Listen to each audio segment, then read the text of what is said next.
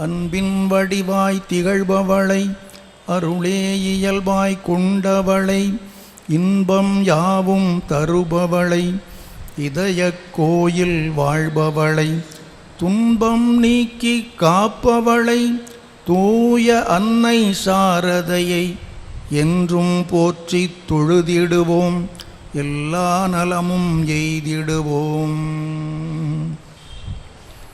பெருமதிப்பிற்குரிய சுவாமிஜி அவர்களுக்கு மற்றும் அனைவருக்கும் வணக்கம். பூமியிலே வழங்கி வரும் மதத்துக்கெல்லாம் பொருளினை நாம் இங்கெடுத்து புகழ கேளாய். சாமினி சாமினி கடவுள் நீயே, தத்துவமசி தத்துவமசி நீயே அகுதாம்.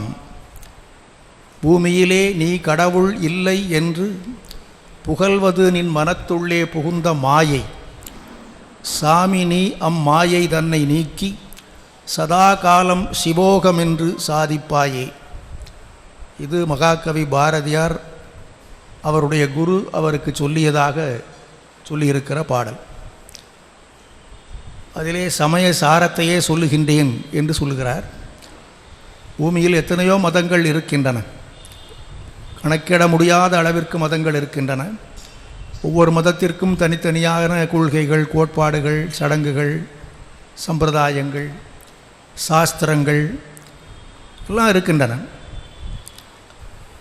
கொஞ்சம் மேலெழுந்த வாரியாக பார்த்தால் ஒன்றுக்கொன்று வேறுபாடுகள் இருப்பது போல, வித்தியாசங்கள் இருப்பது போல, சில சமயங்களில் முரண்பாடுகள் இருப்பது போல கூட தோன்றும். ஆனால் முடிவில் எல்லாமே எங்கே போய் சேருகின்றன என்றால் ஒரே குறிக்கோளை நோக்கித்தான் செல்கின்றன என்று குரு சொல்வதாக பாரதியார் சொல்கிறார். அதுதான் உண்மையும் கூட. அதைத்தான் அவர் முதலில் சொல்கின்றார். பூமியிலே வழங்கி வரும் மதத்துக்கெல்லாம் பொருளினை நாம் இங்கு எடுத்து புகழ கேளாய். எல்லா மதத்திற்கும் பொருளாக இருப்பது, முடிவான பொருளாக இருப்பது. ஆரம்பத்தில் வேறுபாடுகள் இருக்கலாம். இந்த மாதிரி சடங்குகளைத்தான் செய்ய வேண்டும் என்று இவர்கள் சொல்லலாம், இல்லை இல்லை அந்த மாதிரி சடங்குகளைத்தான் செய்ய வேண்டும் என்று அவர்கள் சொல்லலாம். இப்படி கருத்து மாறுபாடுகள் இருப்பது போல தோன்றலாம். ஆனால் முடிவிலே பார்க்கின்ற போது எல்லாவற்றுக்கும் பொருள் ஒன்றுதான். முடிவான பொருள், நிறைவான பொருள், எய்த வேண்டிய பொருள் எது என்றால் ஒன்றே ஒன்றுதான். அது என்ன? நீதான் கடவுள். பூமியிலே வழங்கி வரும் மதத்துக்கெல்லாம் பொருளினை நாம் இங்கு எடுத்து புகழ கேளாய். சாமி நீ, சாமி நீ, கடவுள் நீயே. அதற்கான மூல வாக்கியத்தையும் சொல்லுகிறார். தத்துவமசி தத்துவமசி நீயே அகுதாம். இது உபனிஷதங்களில் வருகின்ற மகா வாக்கியங்களிலே முக்கியமான ஒன்று. மகா வாக்கியங்கள் 4 என்று சொல்வார்கள். பிரஜானம் பிரம்மம், ஞானத்தை பெறுவதுதான் பிரம்மம். மனித வாழ்க்கையில் அவன் நிறைவு பெற வேண்டுமென்றால், அந்த பிறவியின் குறிக்கோளை அடைய வேண்டுமென்றால் அதற்கு மிக மிக அவசியமானது எது என்றால் ஞானம். அந்த ஞானத்தினுடைய முதிர்ந்த நிலை, சிறந்த ஞானம் என்பது பிரஜானம் என்று சொல்லப்படுகிறது. அதனால் அதுவே தான் கடவுள், அறிவே தெய்வம் என்று சொல்வார்கள். அதுதான் இதில் மகா வாக்கியம் சொல்லுகிறது. பிரஜானம் பிரம்மம். பிரம்மத்தை நீ அறிந்து கொள்ள வேண்டுமென்றால் அதற்கு நீ ஞானத்தை பெற வேண்டும். ஞானம் என்று சொன்னால் இந்த சாதாரண உலகியல் பொருள்களை பற்றிய ஞானம் அல்ல. அதெல்லாம் அபர ஞானம் என்று சொல்லப்படும். உச்சகட்டத்தில் இருக்கின்ற ஞானம், பரம்பொருளை அறிவதற்குரிய ஞானம், அதுதான் பரஞானம். இங்கே அதை பிரஜானம் என்று சொல்லியிருக்கிறார்கள். அந்த ஞானம் வந்து விட்டாலே பிரம்மத்தை நாம் அடைந்து விட்டோம் என்று தான் அர்த்தம். அதனால தான் பிரஜானம் பிரம்மம். எது பிரஜானம் என்ற கேள்விக்கு விடையாக அமைந்திருப்பது தான் இந்த அடுத்த வாக்கியம். தத்துவம் அசி, நீ அதுவாக இருக்கின்றாய். எதுவாக இருக்கின்றாய்? கடவுளாக இருக்கின்றாய். கடவுளை தேடி அங்கும் இங்கும் அலைந்து கொண்டு இருக்கின்றாயே, அந்த கடவுளை நீ எவ்வளவு தேடினாலும் வெளியில் காண முடியாது. கோயில் முழுதும் கண்டேன், கோயில் கோபுரம் ஏறி கண்டேன், தேவாதி தேவனை எங்கும் தேடி காணவில்லை என்று ஒருத்தி சொல்வது போலவும், அதற்கு பதிலாக அவருடைய தோழி சொல்வது போலவும் கவிமணி பாடியிருக்கிறார். உள்ளத்தில் உள்ளானடி அது நீ உணர வேண்டுமடி. உள்ளத்தில் காண்பாயெனில் கோயில் உள்ளேயும் காண்பாயடி. உள்ளத்தில் இறைவனை காணவில்லை என்றால் கோயிலையும் காண முடியாது. எத்தனையோ பேர் கோயிலுக்கு வருகிறார்கள், சாமி முன்னால் நிற்கிறார், கை குவித்து வணங்குகிறார்கள். ஆனால் அங்கே என்ன இருக்குது, இங்கே என்ன இருக்குது, அதை பார்த்து கொண்டு இருப்பார்கள், அல்லது நண்பர்களோடு பேசி கொண்டு இருப்பார்கள். பூஜை பாட்டுக்கு நடந்துக்கிட்டு இருக்கும், இவர் பாட்டுக்கு பேசி கொண்டு இருப்பார்கள். அப்போ அங்கே கோயிலில் கடவுளை எங்கே போய் பார்க்க முடியும்? உள்ளே பார்க்க வேண்டும். உள்ளத்தில் காண்பாயெனில் கோயில் உள்ளேயும் காண்பாயடி. உள்ளத்தில் காண்பது என்பதனுடைய முடிவான பொருள் என்ன? நமக்குள் காண்பது, நமக்குள்ளே இறைவனை காண்பது. நமக்குள் இறைவனை காண பழகினால் கோயிலுக்குள்ளேயும் பார்க்கலாம், கோயிலுக்குள் பார்த்து விட்டால் எல்லா இடத்திலையும் பார்க்கலாம். ஆக இங்கிருக்கிற இறைவன் அங்கும் இருக்கிறான், அங்கிருக்கிற இறைவன் எங்கும் இருக்கிறான். இறைவன் இல்லாத இடமே இல்லை, இறைவன் இல்லாத பொருளே இல்லை என்பதுதான் முடிவான ஞானம். அதை எங்கிருந்து ஆரம்பிக்க வேண்டும்? நமக்குள்ளே ஆரம்பிக்க வேண்டும். அதான் நீ அதுவாக இருக்கிறாய், நீ பிரம்மமாக இருக்கிறாய், தத்துவமசி. அதுதான் இந்த பாட்டில் பாரதியார் சொல்கிறார், குரு சொன்னதாக.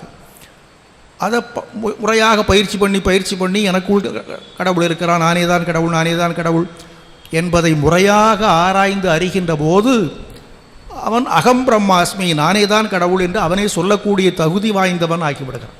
முதல்ல குரு சொல்லுகிறார் தத்துவமசி, நீ அதுவாக இருக்கிறாய் என்று. முடிவில் அவனே உணர்ந்து கொள்ளுகிறான், நான் அதுவாக இருக்கின்றேன் என்று. அதற்கு அடுத்த நிலை என்னவென்றால், நான் அதுவாக இருக்கின்றேன் என்றால் எனக்குள்ள மட்டும்தான் கடவுள் இருக்கிறார், நான் மட்டும்தான் கடவுள் அல்ல. எனக்குள் எப்படி கடவுள் இருக்கிறாரோ அதே போல எல்லா உயிர்களிலும் கடவுள் தான் இருக்கிறார். அதனால் அயம் ஆத்மா பிரம்மம், இந்த ஆத்மா தான் பிரம்மம். இங்கே இருக்கிற ஆத்மா, அங்கே இருக்கிற ஆத்மா, அங்கே இருக்கிற ஆத்மா எல்லாமே பிரம்மந்தான் என்று உணர்வது முடிவான ஞானம். இதைத்தான் பூமியிலே வழங்கி வரும் மதத்துக்கு எல்லாமே பொருள் என்று என்னுடைய குரு சொன்னார் என்று பாரதி சொல்லுகிறார். அதனால் சாமி நீ, சாமி நீ, கடவுள் நீயே, தத்துவமசி, தத்துவமசி நீயே, அதுதான். இது கேட்பதற்கு ரொம்ப நல்லா தான் இருக்குது. ஆனால் யோசனை பண்ணி பார்க்கும்போது, நடைமுறையில் பார்க்கும்போது எப்படியா நான் கடவுள் ஆக முடியும்? சும்மா நாம் பெருமைக்கு பேசிக்கொள்ளலாம், நான் தான் கடவுள், நான் தான் கடவுள்னா நல்லா தான் இருக்குது. கடவுளுக்கு வந்து செய்கிற அந்த நைவேத்தியத்தெல்லாம் நமக்கு கொண்டு வந்து வச்சா இன்னும் நல்லா தான் இருக்கும். தூப தீபம்லாம் காட்டினா அதை விட நல்லா தான் இருக்கும். ஆனால் அதெல்லாம் ஒரு அளவோடு முடிந்து விடும். கொஞ்சம் ஆழ்ந்து சிந்திக்க ஆரம்பிக்கும்போது, நான் எங்கேயா கடவுள்? கடவுள் என்றால் எல்லாம் வல்லவர், எல்லாம் அறிந்தவர், எங்கும் நிறைந்தவர் என்றல்லவா சாஸ்திரங்கள் சொல்லுகின்றன. நமக்கு என்ன தெரியுது? ஒரு சிறிய அளவில் தான் நமக்கு அறிவு இருக்கிறது. ஆசைகள் பாசங்கள் எல்லாம் நிறைய இருக்கின்றன. துன்பங்கள் துயரங்கள் நம்மை அலைக்கழிக்கின்றன. இவை எல்லாவற்றிலுவதற்காகத்தானே நாம் கடவுளை நாடுகிறோம். அந்த கடவுளை நான் தான் என்று சொன்னால் நான் அவற்றுக்கெல்லாம் அப்பாற்பட்டவனாக இருக்க வேண்டுமே. ஆனால் அப்படி இல்லையே.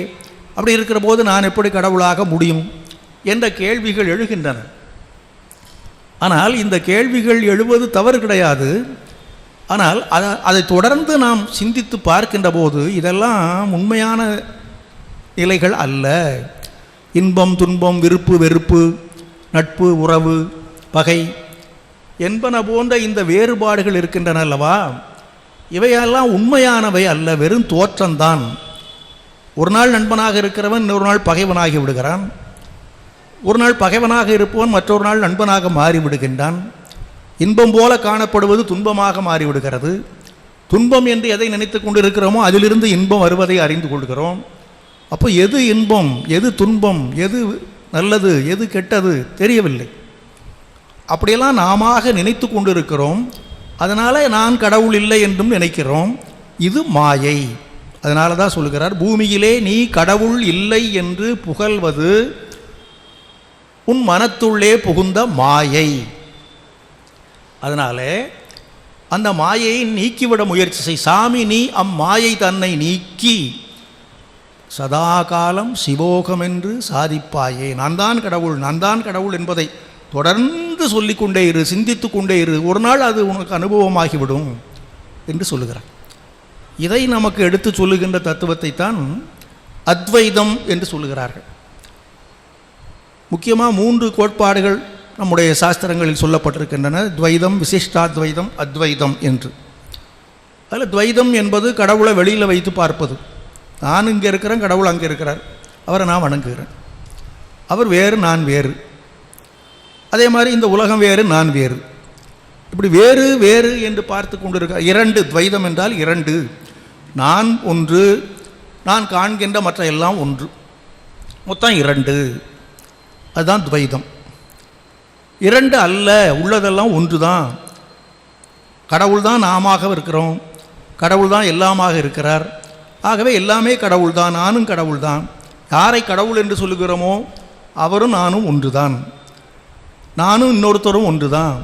இந்த பிரபஞ்சமும் நானும் ஒன்று தான். உள்ளதெல்லாம் ஒன்றே தான். அது இந்த மாயையினால் பலவாக தோன்றுகின்றன. அதை நான் ஞானத்தை பெறுகின்ற போது அந்த பலவாக தோன்றுவது ஒன்றாக நமக்கு அனுபவத்தில் சித்தியாகி விடுகிறது. அதை அடைந்து விடும்போது துவைதம் கிடையாது, அத்வைதத்துக்கு வந்து விடுகிறோம். இந்த இரண்டுக்கும் இடையில் ஒன்று விசிஷ்டாத்வைதம் என்று சொல்லி வைத்திருக்கிறார். ஏன்னா நேராக அத்வைதத்துக்கு எல்லாராலும் போக முடிகிறதில்லை. துவைதத்திலேயே எப்போது இருந்து கொண்டிருப்பது அவ்வளவு சரியானது இல்லை என்று எந்தாவது ஒரு நாள் நமக்கே தெரியும். ஆரம்பத்தில் துவைதத்தில் இருக்கிற தவறு கிடையாது. ஆனால் யோசனை பண்ணி பார்க்கிற போது கொஞ்சம் கொஞ்சம் இது சரிதானா, கடவுள்னு சொல்லிக்கிட்டே இருக்கிறோம், ஆனால் அவர் நம்முடைய வேண்டுகோளை நிறைவேற்றுகிறாரா, நம்முடைய பிரார்த்தனையை கேட்கிறாரா என்றெல்லாம் கேள்விகள் எழுகின்றன. அப்படியெல்லாம் வருகிற போது தான் இந்த அத்வைதம் வருது. நீ அவர்கிட்ட எதுக்கடா கேட்டுக்கிட்டு இருக்கிற, நீயே எல்லாவற்றையும் செய்ய வல்லவனாகின்றாயா, அந்த சக்தியெல்லாம் உனக்குள்ளே இருக்கிறது என்று இந்த அத்வைதம் நமக்கு சொல்லுகிறது. ஆனால் இந்த துவைதத்திலிருந்து நேராக அத்வைதத்துக்கு போய்விட முடியுமா என்றால் அதுவும் கொஞ்சம் சிரமமாகத்தான் இருக்கிறது. நான் ஆத்மானா அதுக்கு விருப்பு கிடையாது, வெறுப்பு கிடையாது, பசி கிடையாது, தாகம் கிடையாதுலாம் சொல்கிறாங்கல்லவா. ஆனால் எனக்கு பசி வருது, தாகம் வருது, எல்லாம் வருது. அப்போ என்ன செய்கிறது? அதனால் படிப்படியாக போகலாம். அது விசிஷ்டாத்வைதம்னு ஒன்று வச்சாங்க. துவைதத்திலிருந்து நேராக அத்வைதத்துக்கு போக முடியாவிட்டாலும் ஒன்றும் தப்பு கிடையாது. கொஞ்சம் யோசனை பண்ணி நானும் கடவுளில் ஒரு பகுதியாகத்தான் இருக்கின்றேன். நானே கடவுள் அல்ல, அதே சமயம் நான் கடவுளுக்கு அப்பாற்பட்டவனும் அல்ல. கடவுள் இருக்கிறார், அந்த கடவுளில் நானும் ஒரு பகுதியாக இருக்கின்றேன் என்று நினைத்து கொள்வது, அறிந்து கொள்வது அது விசிஷ்டாத்வைதம் என்று சொல்கிறார். அதனால் துவைதத்தில் தொடங்கி விசிஷ்டாத்வைதத்துக்கு வந்து அத்வைதத்தில் நிறைவு பெறுவது தான் ஆன்மீகம். அப்போ ஆனால் அத்வைதத்தை அடைந்தே ஆக வேண்டும். அப்போது தான் நாம் இந்த பிறவியின் பயனை அடைந்தவர்களாகி விடுவோம், குறிக்கோளை அடைந்தவர்களாகி விடுவோம் என்பதனால இந்த அத்வைதத்தை இந்த உலகிற்கு வழங்குவதற்கு என்று 2 பேர் வந்தார்கள். நம்முடைய வரலாற்றை எடுத்து பார்த்தால் இந்த அத்வைத தத்துவம் தான் நிறைவான தத்துவம் என்பதை மக்கள் அனைவரும் புரிந்து கொள்ள வேண்டும், உலகம் புரிந்து ஏற்றுக்கொள்ள வேண்டும் என்பதற்காக உலகம் முழுவதும் இந்த அத்வைத தத்துவத்தை எடுத்து சொல்லி அதை நிலை பெறச் செய்வதற்காக தோன்றியவர்கள் 2 பேர். அந்த காலத்தில் ஆதிசங்கரர், இந்த காலத்தில் சுவாமி விவேகானந்தர். இந்த இருவருடைய வாழ்க்கையும் நாம் ஆராய்ந்து பார்ப்போமேயானால் 2 பேருமே இந்த அத்வைதத்தை நிலைநாட்டுவதற்காக பெரிதும் பாடுபட்டிருக்கிறார்கள். அதே சமயத்தில் அதுக்காக அவர்கள் 2 பேரும் ஒரே மாதிரியான கொள்கையை பின்பற்ற வந்தவர்கள் என்பது மட்டுமல்லாமல் அவருடைய வாழ்க்கை வரலாற்றை பார்ப்போமான பல வகையில் 2 பேருக்கு இடையில் ஒப்புமைகளும் ஒற்றுமைகளும் இருப்பதை நாம் பார்க்கலாம். அதனால தானே என்னமோ மகாகவி பாரதியார் ஒரு பாட்டில் சொன்னார், வானந்தம் புகழ் மேவி விளங்கிய மாசில் ஆதி குரவன் அச்சங்கரன் ஞானம் தங்கும் இந்நாட்டினை பின்னரும் நன்னினான் என தேசுரும் அவ்விவேகானந்த பெருஞ்சோதின்னு சொல்கிறார். விவேகானந்தரை பற்றி சொல்லும்போது அவர் யார் தெரியுமா? அந்த சங்கரரே தான் சொல்கிறார். அவர் யார்? வானந்தம் புகழ் மேவி விளங்கிய மாசில் ஆதி குரவன் அச்சங்கரன். வானளாவிய புகழ் படைத்த மாசில்லாத ஆதி குருவாகிய அந்த சங்கரன் ஞானம் தங்கும் இந்நாட்டினை பின்னரும் நன்னினான், மீண்டும் ஒரு முறை இந்த நாட்டிற்கு வந்திருந்தான் என்று சொல்லும் வகையிலே இங்கு வந்தவன் தான் விவேகானந்தன் சொல்கிறார். ஞானம் தங்கும் இந்நாட்டினை பின்னரும் நன்னினான் என தேசுரும் விவேகானந்த பெருஞ்சோதி, ஒளி பொருந்திய பெருஞ்சோதி வடிவமாக விளங்குகின்ற விவேகானந்தர்னு சொல்கிறார். அப்போ ஆதிசங்கரராக அன்று யார் வந்தாரோ அவரே தான் பிற்காலத்தராக விவேகானந்தராக வந்தார் என்பது பாரதி பாட்டினுடைய கருத்து. அவருடைய வாழ்க்கையிலேயே ஆரம்பத்திலிருந்தே பார்த்தா கிட்டத்தட்ட ஒரே மாதிரியான வாழ்க்கை முறையாகத்தான் அமைந்திருக்கிறது. குறிப்பாக சொல்ல போனால் 2 பேரும் தவத்தின் விளைவாக பிறந்த பிள்ளைகள், தவப்புதல்வர்கள் அப்படின்னு நம்ம அடிக்கடி கேள்விப்படுவோம். பெற்றோர்கள் செய்த தவம், குறிப்பாக தாய் செய்த தவத்தினால் பிறந்தவர்கள். ஆதிசங்கரரும் அப்படிதான், சுவாமி விவேகானந்தரும் அப்படிதான். சங்கரருடைய தாய் பெயர் ஆரியாம்பா, தந்தை பெயர் சிவகுரு. அந்த ஆரியாம்பாவுக்கு நீண்ட நாள் ஆகியும் குழந்தை இல்லையே என்று ஒரு வருத்தம், ஒரு கவலை இருந்தது. அவருக்கும் இருந்தது, சிவகுருவுக்கும். ஆனால் அவர் அதை பெரிதாக காட்டிக்கொள்ளவில்லை. ஒரு நாள் கொஞ்சம் அவர் அறியாமல் வெளிப்படுத்தி விட்டார். அப்போ தான் இந்த அம்மா இதுக்கு ஏன் கவலைப்படுறீங்க, நான் ரொம்ப நாளாக ஒன்று நினச்சிக்கிட்டு இருக்கிறேன் என் மனசுக்குள்ளே, அதை உங்களிடத்தில் சொல்லுவதற்கு சமயத்தை எதிர்பார்த்து கொண்டிருந்தேன், சொன்னால் நீங்கள் கேட்பீங்களோ கேட்க மாட்டீங்களோ என்று தயக்கத்தோடு இருந்தேன். இப்போ நீங்களே சொல்லிட்டீங்க ஒரு குழந்தை இருந்தால் நன்றாக இருக்குமே என்று. அதனால் ரொம்ப நாளாக என் மனசில் இருக்கிற ஒன்றை இப்போது நான் சொல்லுகிறேன், நீங்கள் அது கேட்டால் செய்யலாம் என்று சொல்லு அப்படின்னு. அவர்கள் காலடி என்கிற ஊரில், கேரளாவில் இப்போ இருக்கிற காலடி, அந்த காலடியில் தான் இருந்தார்கள். அப்போ சொன்னார், திருச்சூர், திருச்சிவப்பேரூர் என்று அந்த ஊருக்கு அந்த காலத்து பேர் திருச்சிவப்பேரூர். அது காலப்போக்கில் திருச்சூர் என்று மாறிவிட்டது. அந்த திருச்சிவப்பேரூரிலே உள்ள சிவபெருமானுக்கு நாம் ஒரு விரதம் இருப்போம், தவம் செய்வோம், பிள்ளை வரம் வேண்டி தவம் இருப்போம், அவனே நமக்கு குழந்தையை கொடுப்பான் என்று அந்த காரியாம்பா சொன்னால். சிவகுருவும் ஏற்றுக்கொண்டாள். 2 பேருமா போயிட்டாங்க, அந்த கோயிலுக்கே போயிட்டாங்க. போய் அங்கே நீண்ட காலம் தவ வாழ்க்கையில் இருந்தார்கள். ஒவ்வொரு நாளும் பூஜையில் கலந்து கொள்வார்கள், பிரார்த்தனை செய்வார்கள், விரதம் இருந்தார்கள்.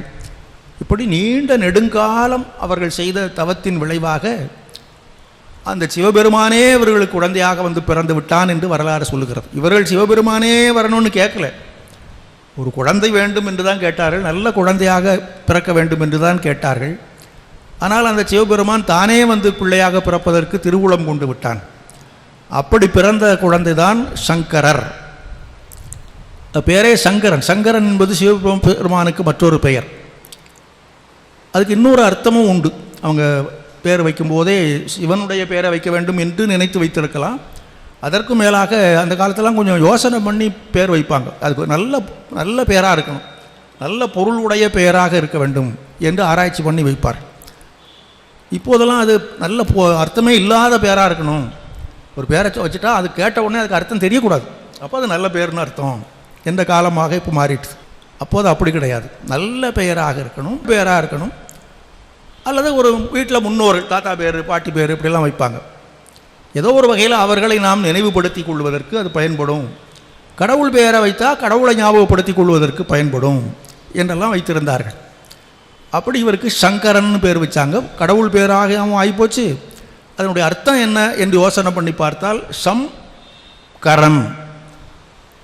சம்கரன் என்றால் நல்லதை செய்பவன் என்று அர்த்தம்.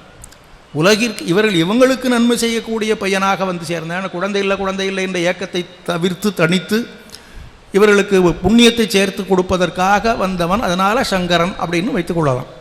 ஆனால் உண்மையில் உலகத்திற்கே நலத்தை விளைவிப்பதற்காக வந்தவராக போய்விட்டார். அதனால் சங்கரனாக இருந்து சங்கரராக ஆகிவிட்டார். அன்னை சாரதாதேவிக்கும் இந்த மாதிரி தான் பேர் வச்சாங்க, க்ஷேமங்கரின்னு வச்சாங்க. க்ஷேமத்தை செய்பவள், உலகத்திற்கே க்ஷேமத்தை செய்பவள். அதுக்கப்புறம் அது மாறி சாரதான்னு வந்துட்டு, சாரதா என்பது அம்பிகையினுடைய பெயராக அமைந்து விட்டது.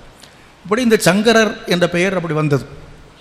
சுவாமி விவேகானந்தர் வாழ்க்கையில் பார்க்கிற போது அவரும் இப்படி தான் தவம் இருந்து பெற்ற பிள்ளை தான். அவங்க அம்மா புவனேஸ்வரி தேவிக்கும் ஒரு கவலை இருந்தது, ஆண் குழந்தை இல்லையேன்னு சொல்லி. காசி விஸ்வநாதனுக்கு ஒரு பிரார்த்தனை வைக்கலாம்னு தோணுச்சு. காசியில் அவங்களுக்கு சொந்தக்கார அம்மா, ஒரு அத்தை அம்மாவோ யாரோ இருந்தாங்க. அந்த அம்மாவுக்கு சொல்லி அனுப்பி, நீ அங்கே கோயிலுக்கு போய் வேண்டுதல் வச்சுக்கிட்டே இரு, என் சார்பில் நான் வீட்டில் இருந்தே விரதம் இருக்கிறேன் என்று சொல்லி, அதே மாதிரி காசிக்கு போகாமலே வீட்டிலேயே காசியை கொண்டு வந்துட்டாங்க. காசிக்கு போனதாக மனசுக்குள்ளேயே பாவனை பண்ணி கொண்டு அங்கேயே இருந்து பிரார்த்தனை செய்வது போல வீட்டில் தினந்தோறும் விரதம் இருந்து கொண்டு இருந்தார்கள். அங்கே அதே நேரத்தில் அந்த அத்தையம்மா காசி விஸ்வநாதருக்கு பிரார்த்தனை பண்ணி கொண்டிருந்தார்கள். ஒரு வழியாக அந்த வேண்டுதல் பலித்தது. அதன் விளைவாக பிறந்தவர் தான் நரேந்திரன். அப்புறம் அந்த வேண்டுதல் நிறைவேற்றி விட்டார்கள். அதனால் தவத்தின் விளைவாக பிறந்தவர்கள் 2 பேருமே அதே போல் பெயர். அவருக்கு சங்கரர் என்பது எவ்வளோ பொருத்தமான பெயர் என்று சொன்னோம். இவருக்கு நரேந்திரன். முதல்ல வேறு ஏதாவது வீரேஸ்வரன் வச்சாங்க, வீரேஸ்வர சிவனுடைய அருளினால் பிறந்த குழந்தை என்பதனால. அதன் பேர் அதுவும் உன்னதமான பேர் தானே. வீரேஸ்வரன்னா கடவுளினுடைய பேர் தான். அதுவும் வீரத்தை இந்த உலகிற்கு வழங்குவதற்காகவே வந்தவர் அல்லவா. சுவாமி விவேகானந்தர் எடுத்து சொன்ன தத்துவம். ஏன் அவர் அத்வைதத்தை சொன்னார் என்றால் இதுதான் காரணம். சங்கரர் எப்படி அத்வைதத்தை போட்டுவதற்காக வந்தாரோ அதுபோல தான் சுவாமிஜியும் வந்தார் என்று முதல்ல பார்த்தோம். முக்கியமான காரணம் என்னவென்றால், இவர் வந்த காலத்தில் மக்களெல்லாம் தன்னம்பிக்கை இழந்தவர்களாக, சோர்ந்து போனவர்களாக, எதிலும் ஈடுபாடு இல்லாதவர்களாக, என்னடா வாழ்க்கை என்பது போல அப்படியே காலத்தை தள்ளி கொண்டிருப்பவர்களாக, வாழ்பவர்களாக இல்லை, காலத்தை ஓட்டி கொண்டிருப்பவர்களாக இருந்தார். அவர்களுக்கு தேவை வீரம், வலிமை. அதை மீண்டும் மீண்டும் வலியுறுத்துவதற்கு தான் சுவாமி விவேகானந்தர் வந்தார். அதனால் அவருக்கு வீரேஸ்வரன் என்ற பெயரும் ரொம்ப பொருத்தமான பெயர் தான். அதனோடு மட்டுமல்லாமல் பின்னால் நரேந்திரன் என்ற பேர் வச்சாங்க. நரன் என்றால் மனிதன், இந்திரன் என்றால் தலைவன். தேவர்களுடைய தலைவனை தேவேந்திரன் என்று சொல்லுகிறோம் அல்லவா, அதுபோல் மக்களுக்கெல்லாம் தலைவனாக விளங்கக்கூடியவன் என்பதனால் நரேந்திரன் வச்சாங்க. அது அப்படியே பலித்து விட்டது. பின்னால் அவர் உலக புகழ்பெற்ற சுவாமிஜியாக ஆன பிறகுதான் என்பது அல்ல. சின்ன பையனாக இருக்கிற போதே, ஒரு 5-6 வயசு பையனாக இருக்கிற போது கூட நண்பர்களெல்லாம் சேர்ந்து விளையாட ஆரம்பித்தா எல்லாரும் சேர்ந்து நரேன் நரேன் நரேன்பாங்க. எதாக இருந்தாலும் நரேன் நரேன் அப்படி பண்ணலாமா, நரேன் இப்படி பண்ணலாமாங்க. அவரைத்தான் தலைவராக அப்போதே ஏற்றுக்கொண்டு விட்டார். அது கடைசி வரைக்கும் அப்படியே தான் இருந்தது. ஆக அந்த பெயர் பொருத்தமும் அதே போல் அமைந்தது. சங்கரருக்கும் அதுபோல தான், நரேந்திரருக்கும் அதுபோலத்தான். இன்னொரு முக்கியமான பொருத்தம் என்னவென்றால், குழந்தையாக இருக்கிற போது அளவுக்கு மீறி சேட்டை பண்ணுவாங்களா 2 பேரும். அதை கொஞ்சம் நாகரிகமாக எழுதியிருக்கிறாங்க. சேட்டைன்னு நாமெல்லாம் செய்தால் அது சேட்டை, பெரியவங்களை அப்படி சொல்லக்கூடாது அல்லவா, அதனால் குறும்பு செய்தார்கள் அப்படின்னு எழுதியிருக்கிறாங்க. சங்கரர் வாழ்க்கை வரலாறு எழுதினவங்களும் அதுதான் எழுதியிருக்கிறாங்க. சின்ன வயதில் ரொம்ப குறும்புக்கார பையனாக இருந்தார் அப்படின்னு எழுதுகிறாங்க. சுவாமிஜி வாழ்க்கை வரலாறு எழுதினவங்களும் அப்படித்தான் செய்கிறாங்க, எழுதியிருக்கிறாங்க. ரொம்ப குறும்பு நிறைந்தவராக இருந்தார் என்பது. எந்த அளவுக்கு குறும்புன்னு சொன்னால், இந்த சங்கரருடைய தாய் ரொம்ப பக்திபூர்வமான பெண்மணி. பூஜையை ரொம்ப ஆச்சாரமாக பண்ணுவாங்க. பூஜை அறையில் போனால் அப்படி அதை தான் அந்தந்த இடத்துல தான் இருக்கணும், மாற்றி கூட வச்சிட மாட்டாங்க. ஒரு நாளைக்கு இங்கே இதை வச்சுருக்கிற, 100 நாளைக்கு அங்கே வச்சுருக்க, அப்படிலாம் கிடையாது. ஒரு பொருளை இந்த இடத்துல வைத்தால் அந்த இடத்துல தான் வைக்கணும். அதே மாதிரி அந்த பூஜை என்பது அந்த விதிமுறை தவறாமல் செய்ய வேண்டும் என்பதில் ரொம்ப கவனமாக இருப்பார்கள். அந்த பூஜையின் விளைவாகத்தானே இந்த பையனே பிறந்தாங்கிறதுனால இன்னும் ரொம்ப ஈடுபாடு அதிகமாகிட்டுது. ஆனால் அந்த பையன் என்ன பண்ணுவானா, இந்த அம்மா பூஜை பண்ணுகிற வரைக்கும் அப்படியே ரொம்ப நல்ல பையன் மாதிரி நின்றுட்டு இருப்பாங்க. பூஜை முடிந்து போன உடனே கொஞ்ச நாள் பார்த்துக்கிட்டே இருந்தான். ஏன் இந்த அம்மா ஒரு நாளைக்கு இங்கேயும் ஒரு நாளைக்கு இங்கேயும் வச்சா என்ன? அதுலேயும் ஒரு பொருத்தம் இருக்கிறது. அத்வைதம் 2 அற்றது. உலகத்தில் 2ஆவதே கிடையாது. இது இப்படி தான் வைக்கணும், இப்படி தான் வைக்கணுங்கிற போது ஒரு வேறுபாடு வந்து விடுகிறது அல்லவா. ஏன் இதை தூக்கி அங்கே வச்சான்னு, அதை தூக்கி இங்கே வச்சான்னு, அப்படியே எல்லாத்தையும் கலைச்சி போட்டு அம்மாட்டுக்கு ஒன்றும் தெரியாத மாதிரி போயிடுவாங்க. முதல்ல அந்த அம்மாவுக்கு தெரியல, நல்லா தானே வச்சுட்டு போனேன், எப்படி ஆச்சுன்னு பார்த்தா இவன் அப்படியே ஒன்றும் தெரியாத மாதிரி நின்றுட்டு இருப்பான்.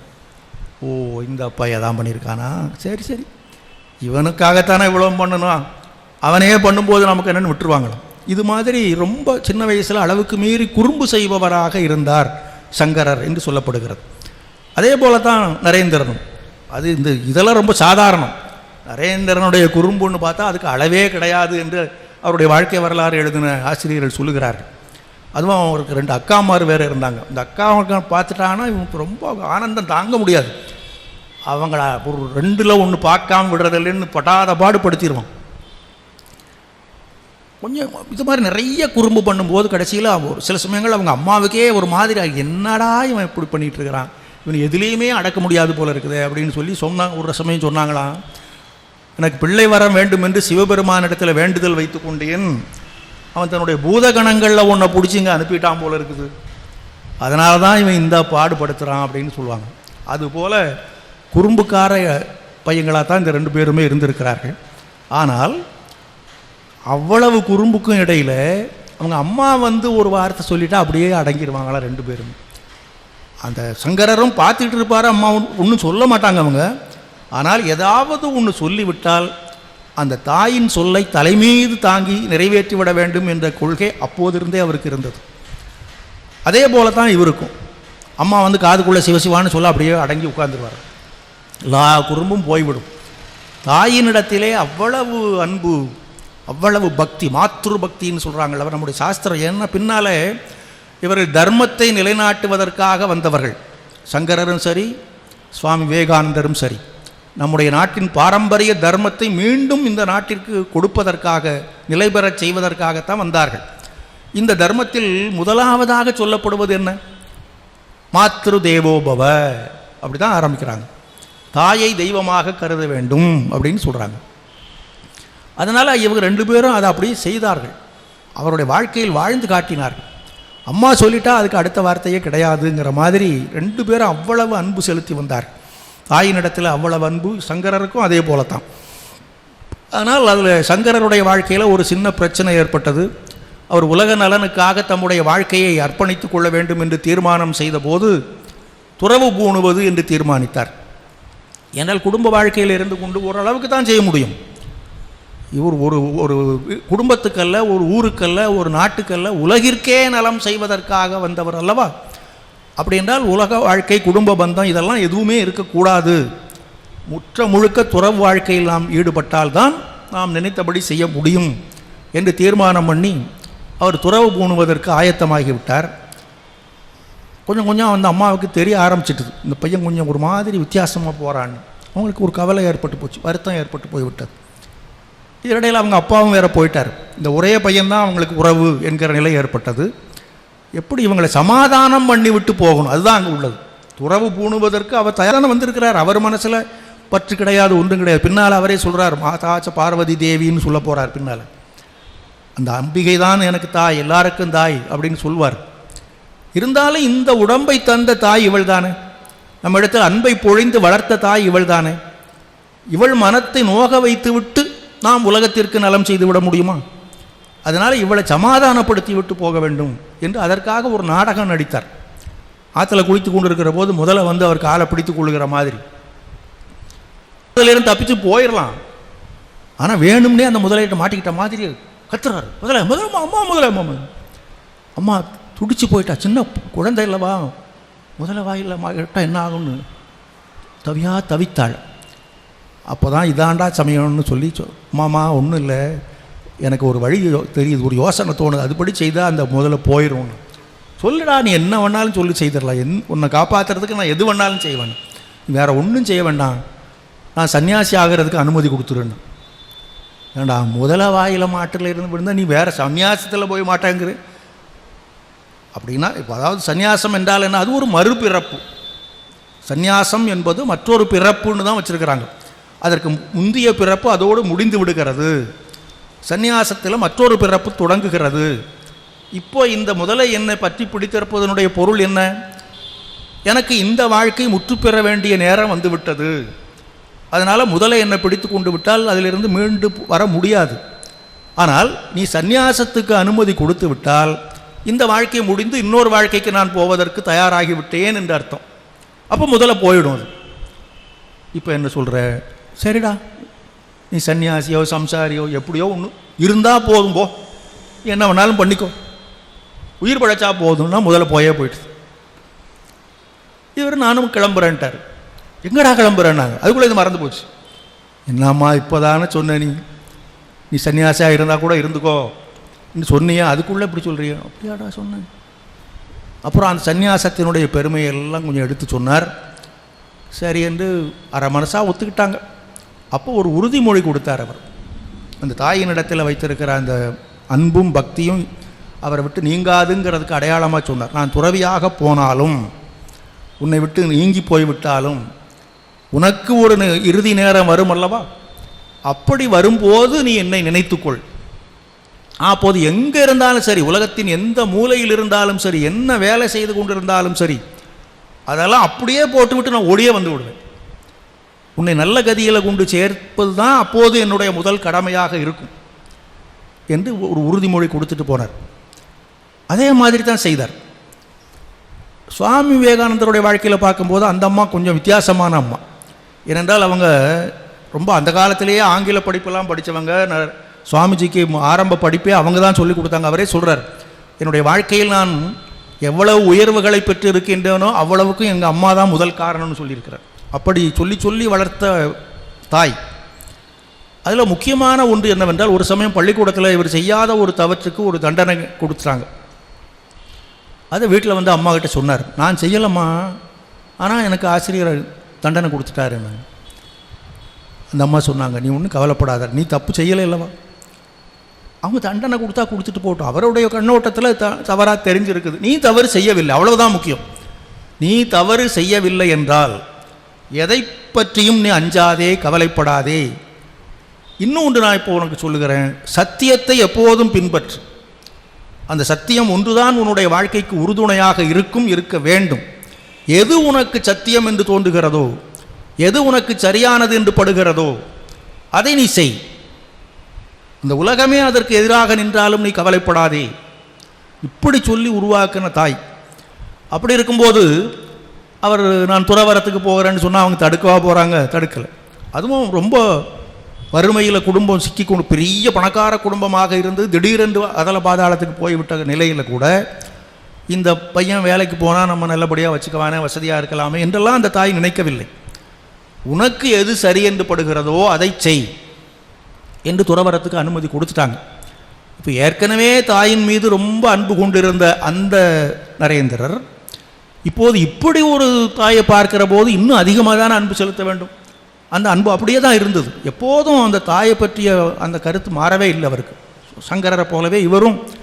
ஆனால் அவர் கடைசியில் நான் உனக்கு உன்னை நல்ல கதியில் சேர்ப்பேன்னு சொன்னார். இவர் அப்படி சொல்லவும் இல்லை, அப்படி செய்யக்கூடிய நிலையும் வரவில்லை. ஏனென்றால் சுவாமிஜியினுடைய உலக வாழ்க்கை முடிந்த பிறகும் அவங்க அம்மா கொஞ்ச நாள் இருக்கும்படியாக இருந்தது. அதனால் அந்த மாதிரி செய்ய வேண்டிய சந்தர்ப்பம் வரவில்லை. ஆனால் எப்போதும் தாயினுடைய அந்த மனம் உந்துவிடக்கூடாது என்பதில் கண்ணும் கருத்துமாக இருந்தார். மேலை நாட்டில் நிறைய பேர் சுவாமிஜிக்கு எதிராக அவதூறு பரப்பி கொண்டிருந்தார்கள். இவருடைய பெயரையும் புகழையும் கண்டு பொறாமை கொண்ட சில பேர், இவரெல்லாம் ஒரு சாமியார் கிடையாதுயா, இவர் அப்பேற்பட்ட ஆள் இப்பேற்பட்ட ஆளுன்னு இல்லாதது பொல்லாதெல்லாம் கதை கட்டி விட ஆரம்பித்தாங்க. அந்த கதையை இங்கேயும் மேல்நாட்டில் மட்டுமல்ல நம்ம நாட்டிலையும் கல்கத்தாவிலையும் பரப்புனாங்க. இவருக்கு பெயர் விடக்கூடாது, புகழ் விடக்கூடாது என்பதற்காக. அது சுவாமிஜிக்கும் தெரிந்தது. இப்படிலாம் செய்கிறாங்கன்னும் போது அவர் வேற எனக்கு பேர் கெட்டு போச்சேன்னு அவர் பயப்படவில்லை, அஞ்சவில்லை, கவலைப்படவில்லை. இதை இங்கே எங்கள் அம்மா கேட்டாங்கன்னா வருத்தப்படுவாங்களேன்னு தான் அவர் கவலைப்பட்டார். என் தாய் நான் அவளுக்கு ஏதாவது செய்வேன் என்று ஒருபோதும் எதிர்பார்க்கவில்லை. உலக நலனுக்காக அவள் என்னை துறந்தாள். நான் அவளை துறந்து விட்டேன் என்பதை விட அவள் என்னை துறந்து விட்டாள். எதற்காக? உலக நலனுக்காக. அப்படி இருக்கும்போது இப்படி ஒரு இழிவான வாழ்க்கையா நம்முடைய மகன் வாழ்கிறான் என்று அவள் ஒருவேளை நினைத்து விட்டால் எவ்வளவு வருத்தப்படுவாள்? அதை நினைத்துத்தான் நான் வருத்தப்படுகிறேன்னு சொன்னார். அப்புறம் அது இல்லைன்னு அந்த அம்மாவுக்கு தெரியாதா? அப்புறம் இங்கே இருக்கிற மேல்நாட்டு சீடர்களெல்லாம் அவருடைய பெருமையை விரிவாக அந்த அம்மாவுக்கு எடுத்து சொன்னபோது ரொம்ப ஆனந்தப்பட்டார்கள். இப்படி ஒவ்வொரு சந்தர்ப்பத்திலும் தாயினிடத்திலே அவ்வளவு பேரன்பு கொண்டவராக விளங்கினார். பிற்காலத்தில் உலக புகழ்பெற்ற சுவாமிஜியாக இங்கே திரும்பி வந்தபோது கூட ஒரு நாள் வீட்டுக்கு போய் அம்மா நான் மடியில் கொஞ்சம் நேரம் படுத்துக்கிறேன்னாரு.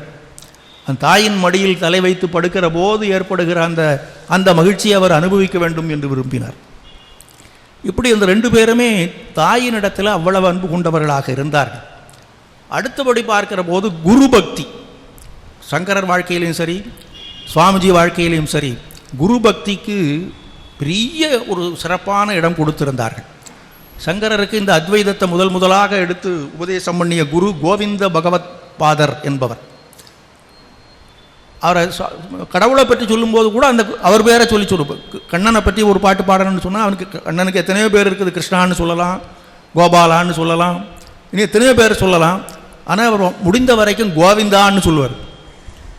காரணம் என்னென்னா அதில் சாமி பேரை சொல்லும்போதே குரு பேரும் சேர்ந்து வந்துடுது அப்படின்னு சொல்லி அந்த குரு இட்ட கட்டளையை முழுமையாக நிறைவேற்ற வேண்டும் என்பதில் அவ்வளவு உறுதியாக நின்றவர். அந்த குருவின் பெருமையை உலகத்தில் நிலைபெறச் செய்ய வேண்டும் என்பதிலையும் கவனமாக இருந்தார். ஒரு சமயம் தெருவில் நடந்து போய் கொண்டிருக்கிற போது ஒரு வயசான மனிதன் இலக்கணம் படிச்சுக்கிட்டு இருந்தான். ரொம்ப வயசான மனிதன். டுக்குறிஞ்சுக்கரணேன்னு மனப்பாடம் பண்ணிக்கிட்டு இருந்தான். இலக்கணம் தேவைதான். ஒரு மொழியை நன்றாக பயன்படுத்துவதற்கு இலக்கணம் அவசியம். அது எப்போ ஒரு 10 வயசில் 15 வயசில் படித்து முடிச்சிடணும். அப்புறம் ஒரு வயசு தாண்டுகிற போது நம்ம ஆன்மீக சம்பந்தப்பட்ட நூல்களை படிக்க வேண்டும். இவன் அந்த 10 வயசு 15 வயசில் இலக்கணத்தை படிக்காமல் விட்டுட்டு 60-70 வயசில் உட்காந்துட்டு டுக்குறிஞ்சுக்கரணேன்னு மனப்பாடம் பண்ணிக்கிட்டேன். இவர் பார்த்தார் சங்கரர், என்னடா இந்த வயசில் போய் ஒரு டுக்குறிஞ்சுக்கரணையை மனப்பாடம் பண்ணிக்கிட்டு கடவுள் பேரை சொல்ல வேண்டிய நேரத்தில் வேற என்னத்தையோ சொல்லிகிட்டு இருக்கிறாருன்னு. அப்போ தான் சொன்னேன், டேய் வயசாகிடுச்சுடா, பகவானை பாடு, இதெல்லாம் விட்டு தள்ளு. கடைசி நேரத்தில் நீ போகும்போது உனக்கு கூட வருகிறது இது வராது, இந்த டுக்குறிஞ்சுக்கரணை வராது. கோவிந்த நாமந்தான் வரும். பஜ கோவிந்தம் பஜ கோவிந்தம் கோவிந்தம் பஜ மூடமதே சம்பிராப்தே சந்நிகிதே நகி நகி ரட்சதி. இந்த டுக்குறிஞ்சுக்கரணை ஒன்றும் ரட்சிக்காது, காப்பாற்றாதுரா. கோவிந்தனுடைய நாமந்தான் உன்னை காப்பாற்றும் அப்படின்னு அந்த பகவான் பேரை சொல்லும்போது அதில் அந்த பேரை பயன்படுத்தினார். அப்படி ஒரு குரு பக்தி உடையவர். அந்த குரு பக்தி தான் அவரை மிக உன்னத நிலை கொண்டு போய் சேர்த்தது என்று கூட சொல்லலாம். இவரை பற்றி நமக்கு சொல்ல வேண்டிய அவசியமே இல்லை. எவ்வளவு குரு பக்தி உடையவராக இருந்தார் என்பதற்கு அவர் சொல்கிறார். பல இடங்களில் சொல்வார். அதிகமாக இவர் குருதேவர் பிள்ளைன்னு கூட அவருடைய சில சீடர்களெல்லாம் கோபித்து கொண்டார்கள். ஆனால் இவர் அதுக்கு என்ன காரணம் சொன்னார்னா, நான் என்னுடைய குருதேவரை பற்றி பேச ஆரம்பித்தால் அவருடைய பெருமையை சொல்லுகிறேன் என்று ஆரம்பித்து அவரை பற்றி கொஞ்சம் குறைவாக சொல்லிவிடுவேனோ என்று பயப்படுகிறேன். என்னமே இப்படியது அல்ல, அதை நான் சொல்கிறேன்னு ஆரம்பித்து அது கொஞ்சம் குறைவாக ஏதாவது சொல்லிவிடுவேனோ என்று நான் அஞ்சுகிறேன்னார். அவ்வளவு பக்தி வச்சுருந்தார். அதை தாண்டி எப்போதாவது சில சமயம் சொல்லும்போது அவர் சொல்லுவார், என்னுடைய சிந்தனையாலோ என்னுடைய சொல்லாலோ என்னுடைய செயலாலோ ஏதேனும் நன்மை விளைந்திருக்குமேயானால் அதற்கெல்லாம் காரணம் அவர்தான். அதற்கு மாறாக ஏதாவது தவறு நடந்திருந்தால் அது என்ன சேர்ந்ததுன்னர். அப்படி ஒரு குரு பக்தி உடையவர். இன்னும் சொல்கிறார், அவர் நினைத்திருந்தால் அவருடைய கடைக்கண் பார்வையினால் 1000 விவேகானந்தர்களை தோற்றுவித்திருக்க முடியும். ஆனால் இந்த முறை என்னை அவர் தேர்வு செய்தார், அது நான் செய்த புண்ணியம்னார். அப்புறம் பின்னால் அந்த இயக்கத்துக்கே பேர் ராமகிருஷ்ண மிஷன் தான் வச்சார். சங்கரர் கூட சங்கர மடங்கிற பேர் தான், அவருடைய மடத்துக்கெல்லாம் சங்கர மடம்னு தான் பேர் இருக்குது. அதே மாதிரி இவரும் விவேகானந்த மடம்னு வச்சுருந்தா யாரும் கேட்க போகிறதில்லை. எல்லோரும் சரின்னு ஏற்றுக்கிட்டு ரொம்ப மகிழ்ச்சியாக ஏற்றுக்கிட்டு இருப்பாங்க. என்றால் அவருடைய மேலை நாட்டு சீடர்கள் தான் இந்த மடம் உருவாவதற்கு அடிப்படை அமைத்து கொடுத்தவர்கள். அதனால் அவர்களால் இவர் மேலே ரொம்ப அளவு கடந்த பக்தி கொண்டவர்கள். அதனால தான் அவங்க செய்தாங்க. அவங்களெல்லாம் கேட்டிருந்தால் அவங்களே விவேகானந்த மடம்னு வச்சிடலான்னு தான் சொல்லியிருப்பாங்க. அதனால் அவர் கேட்கவே இல்லை, ராமகிருஷ்ண மடம்ட்டார். இவர் சொன்ன பிறகு அவங்க என்ன சொல்ல முடியும்? அப்படி அவ்வளவு குருபக்தி நிறைந்தவராக இருந்தார். இது எல்லாமே எதற்காக என்றால் இவற்றின் மூலமாக அத்வைத தத்துவத்தை உலகத்திற்கு நாம் எடுத்து சொல்ல வேண்டும் என்பதுதான். அந்த அத்வைதத்தை அவரும் அவருடைய அந்த மடங்கள் மூலமாக சீடர்கள் மூலமாக பரப்பினார். அவரும் நிறைய சீடர்களை உருவாக்கினார். சுவாமிஜியும் நிறைய சீடர்களை உருவாக்கினார். ஒவ்வொரு சீடரும் பார்த்தா அவருடைய அந்த சீடர்கள் ஒவ்வொருத்தருடைய வாழ்க்கை வரலாறு பார்த்தாலே இவர்கள் எப்பேற்பட்டவர்கள் என்று தெரிந்து கொள்ளலாம். அதனால் அந்த காலத்தில் ஒரு சொல்லுவாங்க, அதாவது ஒரு மனிதன் எவ்வளவு சிறந்தவன் என்று தக்கார் தகவலர் என்பது அவர் எச்சத்தால் காணப்படும்னு ஒரு குறள் இருக்குது. ஒரு மனிதன் வாழ்ந்து முடிந்த பிறகு அவனுடைய வாழ்க்கை சிறந்த வாழ்க்கையா இல்லையா என்று தெரிந்து கொள்வதற்கு என்ன வழின்னா, அவனுக்கு பின்னால் எதை விட்டுட்டு போயிருக்கிறான், நல்ல பிள்ளைகளை விட்டுட்டு போயிருக்கிறானா, நல்ல அமைப்புகளை விட்டுட்டு போயிருக்கிறானா, நல்ல பேரை விட்டுட்டு போயிருக்கிறானா, இதெல்லாம் வைத்து அது தெரிந்து கொள்ளலாம். அதுதான் எச்சத்தால் காணப்படும் என்பது. அதுபோல இவருடைய சீடர்கள் ஒரு நல்ல குருவுக்கு அவர் எவ்வளோ சிறந்த குருவா இல்லையா என்று தெரிந்து கொள்வதற்கு அடையாளம் அவருடைய சீடர்கள் தான். அப்படி சங்கரருடைய சீடர்களும் ரொம்ப அற்புதமான சீடர்களாக இருந்தார். அவர்களை பற்றியெல்லாம் பேச ஆரம்பித்தா அது விரிவாக போய்கிட்டே இருக்கும். அதே போல் சுவாமி விவேகானந்தருடைய சீடர்களும் மகத்தான சீடர்களாக விளங்கினார்கள். இப்படி இந்த வகையிலையும் 2 பேருக்கு இடையில் ஒற்றுமை இருக்கிறது. இன்னும் ஒரு வேடிக்கையான ஒற்றுமை பார்க்கலாம். இந்த ஒரு சின்ன பையனாக இருக்கிற போது 2 பேரும் குறும்பு நிறைந்தவர்களாக இருந்தார்கள் அப்படின்னு பார்த்தோம் அல்லவா. அந்த குறும்பு வயசான காலத்துலேயும் அப்பப்போ வெளிப்படும். ரொம்ப வயசுக்கெல்லாம் இருக்கலை. சங்கரரும் ஒரு 32 வருஷம்தான் இருந்தார். சுவாமி விவேகானந்தரும் ஒரு 39 வருஷம்தான் இருந்தார். இந்த உடல் ரீதியாக பார்க்கும்போது நீண்ட காலமெல்லாம் இருக்கவில்லை. இருந்தாலும் அந்த பிற்கால வாழ்க்கையில் கூட ஒரு வயசான மனிதர் நான் சொல்கிறப்போ 20, 25 வயசு 30 வயசு ஆகும்போது கூட அந்த குறும்புத்தனம் அப்பப்போ வெளியே வந்துடும். சிறு வயசில் இருந்த குறும்பு அது சில சமயம் இந்த நகைச்சுவையாகவும் இருக்கும். சங்கர ஒரு சமயம் மண்டன மிஸ்ரர் என்பவரை பார்க்க போனார். இந்த பொதுவாக இந்த ஆன்மீகத்தில் முக்கியமான நெறிகள்னு 3 சொல்லுவாங்க. பக்தி மார்க்கம், ஞான மார்க்கம், கர்ம மார்க்கம்னு சொல்லுவாங்க. இதில் பக்தி மார்க்கம் என்பது எப்போதும் இருந்துக்கிட்டு இருக்கும். சங்கரர் காலத்தில் கர்ம மார்க்கத்தை ரொம்ப வலியுறுத்தி சொல்லக்கூடிய ஒரு கூட்டம் இருந்தது. கர்மந்தான் நமக்கு முக்கியம், அதுக்கு நிறைய சாஸ்திரங்கள்லாம் எழுதி வச்சு அதை அப்படி பண்ணணும், இதை எப்படி பண்ணணும், ஹோமம் செய்யணும், யாகம் பண்ணணும், யஜ்ஞம் பண்ணணும், இதுதான் கர்ம மார்க்கம். இந்த ஞானமெல்லாம் சும்மாயா அப்படின்னு சொல்லுவாங்க. அவங்க ஞான மார்க்கத்துக்காரங்களை கண்டாலே அவங்களுக்கு பிடிக்காது. அந்த கர்ம மார்க்கத்தில் ரொம்ப முக்கியமான ஒரு மனிதராக இருந்தவர் மண்டன மிஸ்ரர். சங்கரரோ ஞான மார்க்கத்துக்கு முக்கியத்துவம் கொடுத்தவர். ஆனால் அதே சமயம் பக்தியையும் கர்மத்தையும் அவர் புறக்கணிக்கவில்லை. அந்த ஞானத்தை அடைவதற்கு இவையெல்லாம் படிகள் அப்படின்னு சொன்னார். சுவாமிஜியும் அதே தான் சொன்னார். ஏன்னா குருதேவரும் அதை தான் சொன்னார். இருந்தாலும் அந்த காலத்திற்கு ஏற்ப தம்முடைய கொள்கையை நிலைநாட்டுவதற்காக சில பேரோட வாதம் பண்ண வேண்டியது ஒரு அவசியமாக இருந்தது. அப்போ மண்டன மிஸ்ரர் கர்ம மார்க்கத்தை ரொம்ப வலியுறுத்தி சொல்லி கொண்டு இருக்கிறார் என்பதனால அவரை போய் பார்க்கலாம், அவரோடு வாதம் பண்ணலாம் என்று போனார். அவங்க போன நேரத்தில் அங்கே ஏதோ ஒரு நிகழ்ச்சி நடந்துக்கிட்டு இருந்தது. அங்கே இந்த உள்ளேயே போக முடியாதுன்னு வச்சுருந்தார். அங்கே கர்ம மார்க்கத்துக்காரர்கள் மட்டும்தான் உள்ளே போகலாம், இந்த ஞான மார்க்கத்துக்காரர்கள் யாராவது வந்தால் கூட உள்ளே விடக்கூடாதுன்னு சொல்லி வச்சுருந்தார். பார்த்தா எண்ணம் அதை தெரிஞ்சுக்கிட்டு இவர் நேராக உள்ளே போயிட்டார். இவர் சாதாரண ஆள் இல்லை, இந்த குறும்பெல்லாம் பண்ணுவார்னு சொன்னோமல்லவா. எப்படி பண்ணார்னா மரத்தில் ஏறி உள்ளே குதிச்சிட்டாராம் சங்கரர். எதுக்கும் மந்திரம் சொல்லி மரத்தில் ஏறி அந்த பக்கம் குதிச்சு யாரும் தடுக்க முடியாது, நேராக அந்த மண்டன மிஸ்ரர் முன்னாலே போய் நின்றுட்டார். இவர் பார்த்த உடனே தெரிஞ்சுது இவர் ஞான மார்க்கத்துக்காரர்னு. ஏன்னா சன்னியாசம் அதுக்கு உண்டான இதெல்லாம் இருக்குல்ல, மண்டனம் அந்த கர்ம மார்க்கத்துக்கெலாம் அதெல்லாம் கிடையாது. இவர் நல்ல தலையை பூராவும் மொட்டை அடிச்சுட்டு காவியை கட்டிக்கிட்டு வந்து நிற்கிறார். பார்த்தா கட்டுன்னு ஆயிடுச்சு அவருக்கு. அதனால் எங்கடா வந்தான் அப்படின்ட்டு பல்ல கடிச்சிக்கிட்டு எங்கே இருந்து முட்டை அப்படின்னாரு.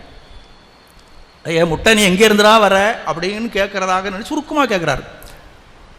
எங்கே இருந்து முட்டைன்னு அவர் பார்த்தார். கழுத்தில் இருந்து முட்டைன்னாரு.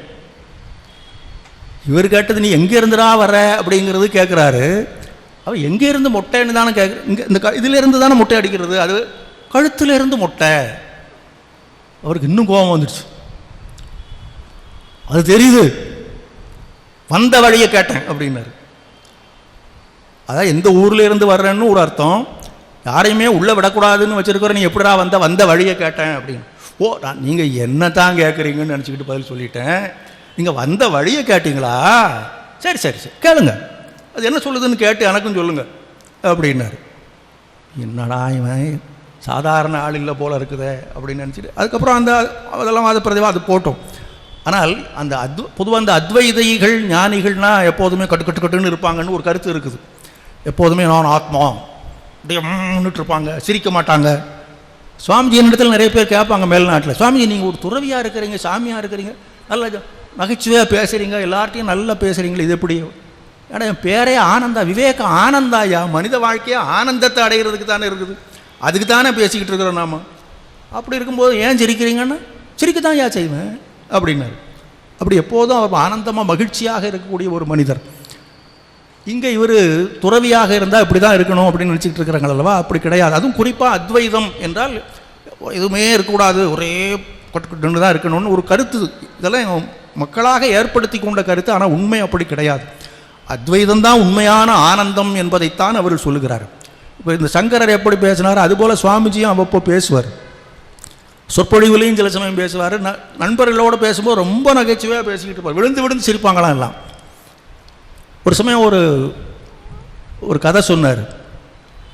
என்ன கதை சொன்னார்னா, இந்த இவர் இப்போ அங்கே போய் ஆன்மீகத்தை பற்றி சொற்பொழிவு பண்ண நிறைய பேர் வந்து கேட்குறாங்கல்லவா.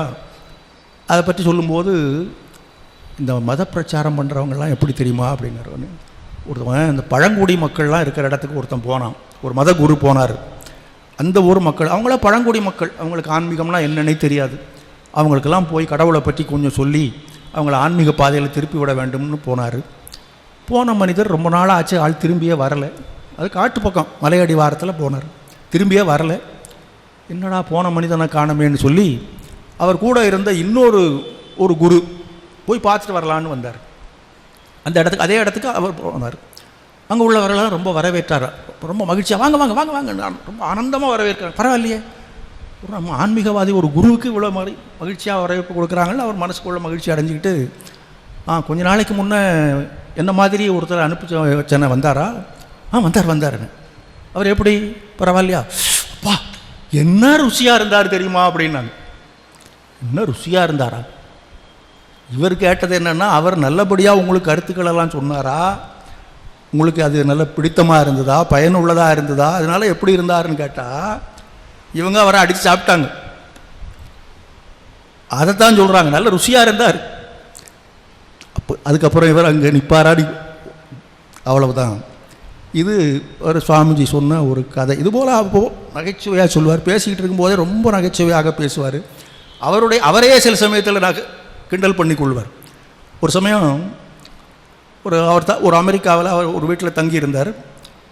அந்த வீட்டில் ஒரு சமையல் செய்கிறதுக்கு ஒரு அம்மா இருந்தாங்க. அந்த சமையல்காரமாக வெளியில் போகும்போது வரும்போதெல்லாம் ஒரு செவ்விந்தியன் அப்படின்னு அங்கெல்லாம் சொல்கிறாங்களோ, அப்படி ஒரு மனிதன், இந்த நம்ம மலைவாழ் மக்கள்னு சொல்லமல்லவா, பழங்குடி மக்கள், அது மாதிரி ஒரு மனிதன். அவன் தெருவில் ஏதோ அவன் வேலையாக வந்துட்டு போய்கிட்டு இருக்கும்போது இந்த அம்மாவை பார்த்துருக்குறான். இவளை கல்யாணம் பண்ணிக்கலான்னு அவனுக்கு ஒரு ஆசை வந்துட்டுது. இந்த வீட்டில் சமையல் பண்ணுற பெண்ணை திருமணம் செய்து கொள்ள வேண்டும் என்று அவனுக்கு ஒரு ஆசை. பார்த்தா 2-3 தடவை கேட்டு பார்த்தா நம்ம கல்யாணம் பண்ணிக்கலாம், பாடா கல்யாணம் அது ஒன்று. அந்த அவளுக்கு அதில் விருப்பம் இல்லை. ஏன் இவ அப்படி சொல்கிறாளே, எப்படியாவது இவளுடைய கவனத்தை கவர வேண்டும் என்று ஆசைப்பட்டு நல்லா அலங்காரம் பண்ணிக்கிட்டு போய் அவள் வீட்டு வாசலில் உட்காந்துடலான்னு முடிவு பண்ணான். அவளை நம்ம பார்த்தோன்னே அவளுக்கு பிடிக்கணும். அதுக்காக என்ன பண்ணான், நல்லா வழிய எண்ணெயை பூசிக்கிட்டான். தலையில் நெத்தியிலலாம் எண்ணெய் வழியுது, கன்னத்திலலாம் எண்ணெய் வழியுது. அப்புறம் இந்த இலை சருகெல்லாம் எடுத்து தலையில் சொருகிட்டான். இதுதான் அலங்காரமாக அவனுக்கு. இவ்வளவும் பண்ணிக்கிட்டு வீட்டு வாசலில் போய் உட்காந்துக்கிட்டான். அவள் போகும்போது வரும்போதெல்லாம் அப்படி நம்ம பார்த்தான்னா நம்ம மேலே அவளுக்கு ஒரு ஆசை வந்துடும் அப்படின்னு அவன் நினச்சிக்கிட்டு உட்காந்துருக்கிறான். அவளுக்கு ஒரு வேளை கொஞ்சம் நஞ்சம் ஆசை இருந்தால் கூட இதை பார்த்தா அதுவும் போயிடும். அது அவனுக்கு தெரியல. ஆனால் ஊர் பூரா இந்த செய்தி பரவி விட்டது. சமையல்கார பெண்ணை கல்யாணம் பண்ணிக்கிறதுக்காக இவன் இப்படிலாம் முயற்சி பண்ணிக்கிட்டு இருக்கிறான் அப்படின்னு. அதே சமயத்தில் அந்த சுவாமிஜியினுடைய திருவுருவ படத்தை ஒரு படமாக வரைகிறதுக்கு ஒருத்தர் ஏற்பாடு பண்ணியிருந்தார். Oil painting.